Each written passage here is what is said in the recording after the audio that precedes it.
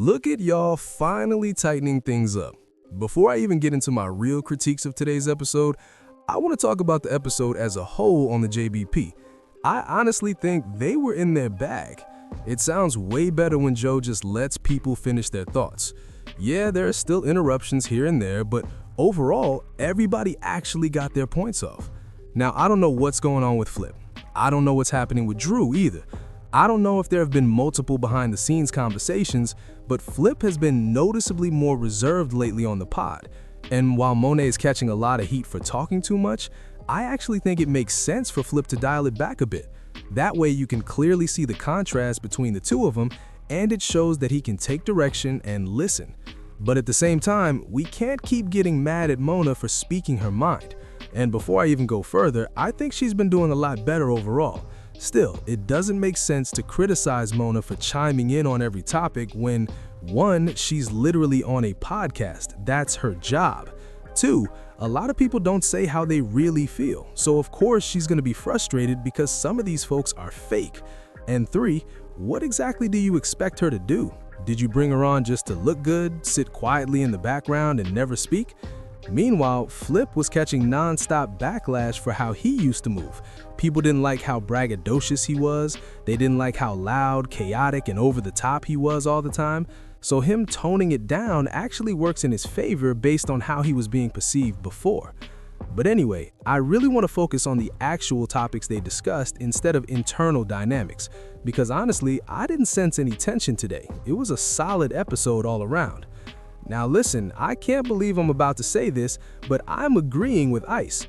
Are we still doing Potter of the Month? Because if we are, Ice deserves at least one vote from me, if not the whole win. Joe even mentioned it being between Ish and Ice has really been showing up this month. I don't know if it's because I subconsciously started feeling bad for him and noticed they eased up on the jokes, but his points have been standing out more. And I'm 100% with him on the Kanye topic. I really am. I'm not saying Kanye's recent apology wasn't sincere. I actually read it and thought, all right, Kanye, because I am a fan. So it's not like I was mad at him, but I'm also not about to just fall back in line as if nothing happened. Ice is right. You've done this way too many times for it to be a coincidence or a momentary impulse. This isn't random.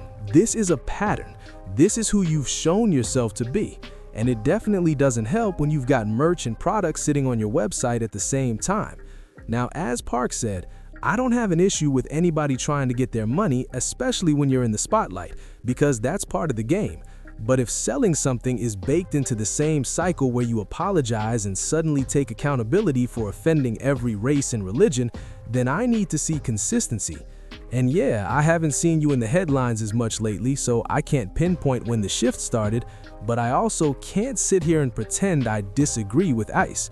Two things can exist at the same time.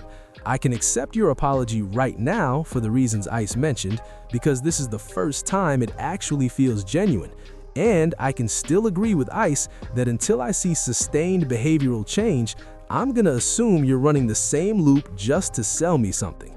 You apologize, you sell whatever you need to sell, and then you disappear back into the void. Nah, I don't think I'm willing to tolerate that anymore. Now, switching gears to the other topic, let me say this. I rarely talk about Jim Jones, and I'm not about to start dragging him now, but I was scrolling through the Patreon comments today, and this was the first time in a long time where most of the comments were about the topic itself, not the people discussing it. All you kept seeing was Jim Jones this and Jim Jones that, and a lot of those comments were people saying they never even heard the Jim Jones version of that record. I'll be honest, I remember when that song dropped. I was listening to the radio back in 08 or 09, and I clearly remember hearing the Jim Jones version. And that was while I was in Texas, bouncing between San Antonio and Houston. Those are major markets. Jim Jones was getting real radio play.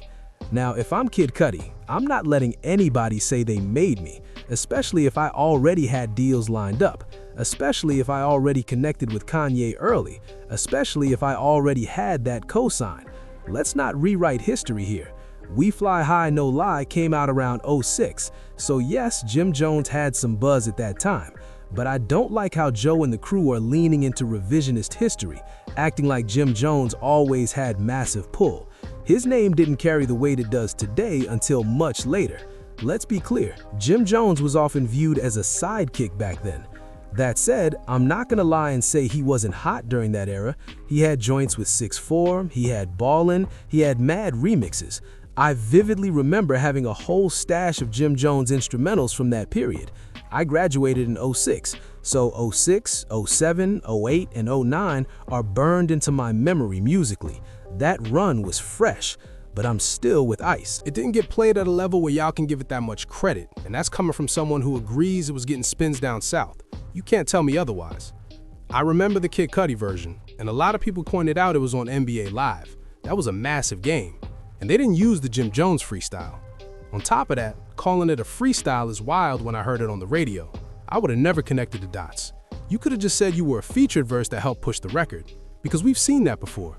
Think about Akon and Styles P.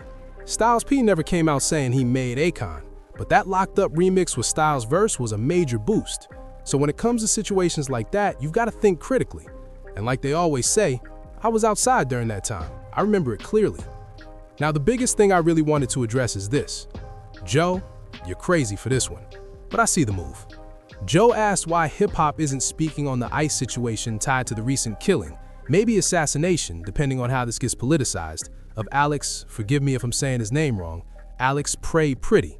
He was killed by ICE agents or officers, and Joe questioned why the culture is silent. The play I see Joe making is simple. Option A, if hip-hop starts speaking on it, he becomes the catalyst.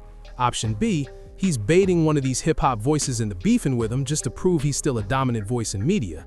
This is Joe setting up a premeditated viral moment. I'm building this. If you react, I win. If you respond, I win. If you follow the advice embedded in the take, I win.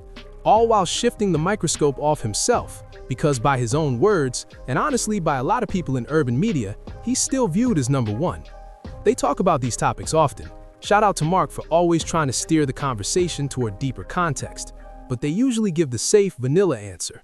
Yes, show empathy because it happened on US soil, but notice they didn't really say anything about ICE itself. That part got skipped. And every time Mark brings up how this was happening during the Obama administration, it's radio silence. Then Ish brings it up and suddenly everybody agrees. So I understand the point Joe was trying to make. Personally, I can't fully agree with the idea that everyone has to speak on something they don't fully understand. When they asked Anthony Edwards, since he plays for Minnesota, what do you think about what's happening in your city? And he said, I don't know enough, people called it shaky. But this is a dangerous space. When you have a massive platform, people expect you to comment on things you may not be informed about at all.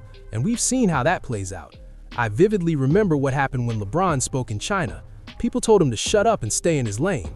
The backlash was so intense that the NBA had to step in and smooth it over. LeBron apologized. Daryl Morey almost lost his job. When politics and regions intersect, you have to be extremely careful about who you're talking to and what you're saying. So Joe, I see the chess move, I get it, it matters. But salute to y'all for today's episode. Honestly, it was damn near great. I didn't have any real issues with it. Y'all let me know what you thought about today's pod. Hit like if you enjoyed the breakdown. Subscribe if you haven't already. And if you have, you already know the vibes. Quick side note before I dip. I recorded a very emotional rant-style episode yesterday. I didn't drop it because I had to check myself and admit it was too raw and reactionary. But I'm not one to waste good content. It was still a strong rant. So if you want it, go subscribe to the Patreon. This one is starting behind the paywall. It's not free like usual. But I appreciate every single supporter. Y'all are running that Patreon up and making me think about some real decisions. Much love for the support. I'll see y'all over there, and if not, I'll catch you soon. Peace.